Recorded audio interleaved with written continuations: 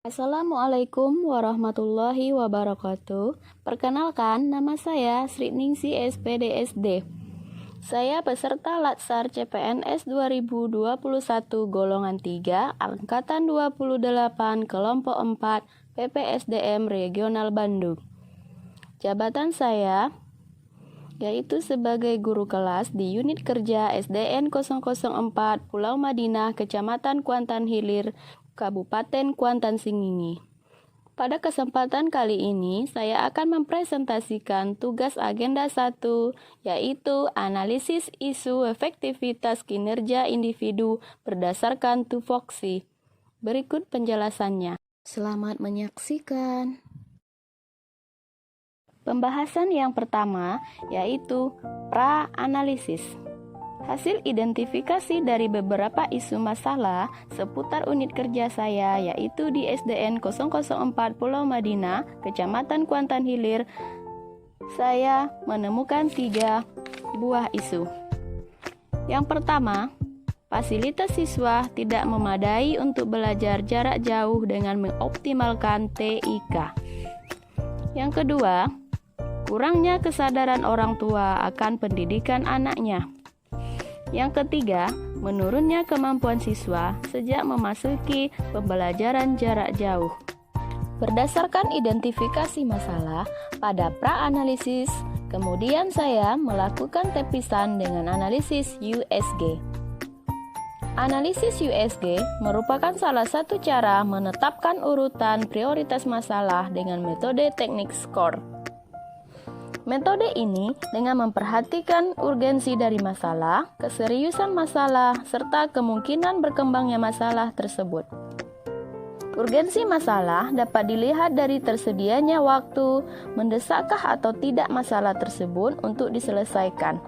Sedangkan keseriusan masalah dengan melihat dampak masalah tersebut terhadap produktivitas kerja, pengaruh terhadap keberhasilan, membahayakan sistem atau tidak. Sedangkan growth atau kemungkinan berkembangnya masalah ini dapat dilihat apakah masalah tersebut berkembang sedemikian rupa sehingga sulit untuk dicegah. Adapun skor yang telah saya buat beserta kategorinya adalah sebagai berikut. Hasil tepisan dengan metode USG, saya menemukan prioritas masalahnya yaitu sebagai berikut. Di mana menurunnya kemampuan siswa semenjak dilaksanakan pembelajaran jarak jauh adalah isu yang paling prioritas dengan total skor 15 atau kondisi urgensi, keseriusan masalah, dan growth dengan kategori sangat penting. Kemampuan siswa semenjak dilaksanakannya pembelajaran jarak jauh berdasarkan hasil analisis terkait urgensinya, di mana pemerintah telah memberikan solusi bagi seluruh sekolah untuk melaksanakan PJJ di masa pandemi. Akan tetapi, dalam pelaksanaannya dapat menyebabkan penurunan kemampuan siswa terhadap pemahaman materi. Sehingga tentu akan berdampak pada rendahnya hasil belajar siswa. Hal ini menggambarkan bahwa terjadi penurunan mutu pendidikan yang diselenggarakan sekolah. Sehingga sangat mendesak untuk dicari solusi kelanjutan sebagai upaya pendukung solusi pemerintah dalam mengoptimalkan belajar siswa yang dilakukan secara daring di rumah. Kemudian, masalah yang serius yaitu selama pelaksanaan PJJ, secara umum permasalahan dapat menurunkan potensi kemampuan peserta didik serta dalam pemahaman materi pelajaran yang berdampak ke tidak tercapaian tujuan pembelajarannya. Ini menjadi hambatan dalam upaya untuk mencapai tujuan nasional yaitu mencerdaskan kehidupan bangsa. Jika hal ini dibiarkan, maka generasi penerus akan menjadi generasi yang tidak cakap dan mandiri. Kemudian growth. Di Indonesia, angka kasus positif terpapar virus COVID-19 masih mengalami peningkatan, sehingga kegiatan belajar dari rumah tetap menjadi alternatif demi melindungi peserta didik dan seluruh warga sekolah. Pelaksanaannya pembelajaran jarak jauh kembali menjadi solusi kegiatan belajar selama masa pandemi berlangsung. Sudah 2 tahun pandemi di Indonesia bahkan sehingga saat ini Kondisi ini mengubah tatanan pendidikan di Indonesia yang menuntut banyak unsur penunjang. Sehingga kondisi ini sangat perlu diimbangi dengan kemampuan guru dalam memetakan problematika yang terjadi dan berusaha memberikan upaya untuk meminimalisir dampak negatif dari perkembangannya. Lihat dari metode analisis Fishbone, penyebab menurunnya kemampuan siswa semenjak dilaksanakannya pembelajaran jarak jauh yang pertama yaitu bimbingan guru tidak optimal, bimbingan orang tua belum optimal, motivasi belajar siswa kurang, metode pembelajaran tidak fleksibel, pengaruh lingkungan, dan fasilitas belajar. Kalau kita lihat dari bimbingan guru yang kurang optimal karena waktu bertemu di sekolah cuman sebentar, dan kurangnya metode mengajar jarak jauh yang dapat dilakukan hanya dengan berupa penugasan. Bimbingan orang tua yang kurang maksimal atau kurang optimal yaitu kita melihat sibuknya para orang tua melakukan pekerjaannya sehingga anaknya di rumah kurang dibimbing. Kalau dilihat dari pengaruh lingkungan, daerah terpencil yang mayoritas masyarakatnya kurang dalam hal pendidikan mengakibatkan rendahnya kesadaran siswa dalam hal pendidikannya.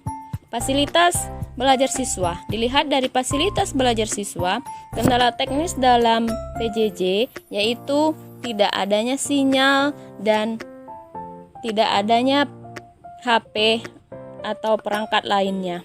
Kemudian metode pembelajaran tidak fleksibel. Metode penugasan akan menyebabkan anak bosan bahkan terbebani dalam belajar.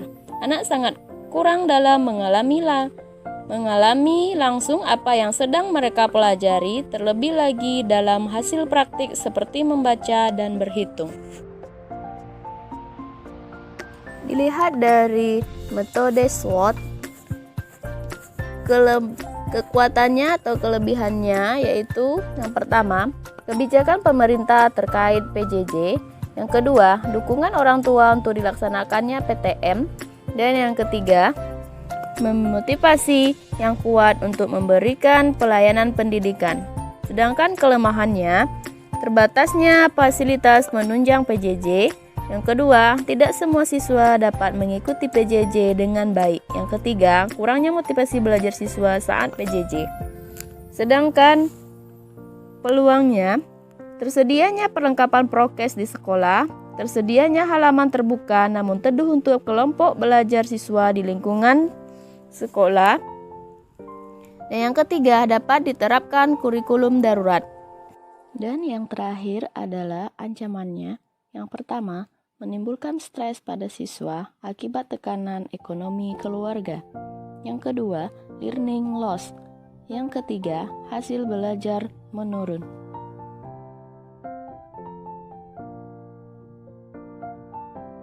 Kemudian yang terakhir yaitu tabel rekomendasi alternatif penyelesaian isu.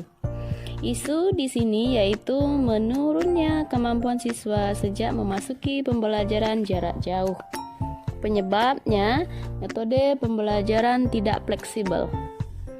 Sehingga alternatif penyelesaiannya dengan mengembangkan bahan ajar dengan memanfaatkan kurikulum darurat dan membangun komunikasi dan kerjasama dengan orang tua dalam memberi bimbingan belajar di rumah. Sedangkan tahapan setiap alternatif, yang pertama merencanakan pola pikir tentang cara belajar baru, dan kemudian menyiapkan regulasi untuk pengembangan sumber belajar digital.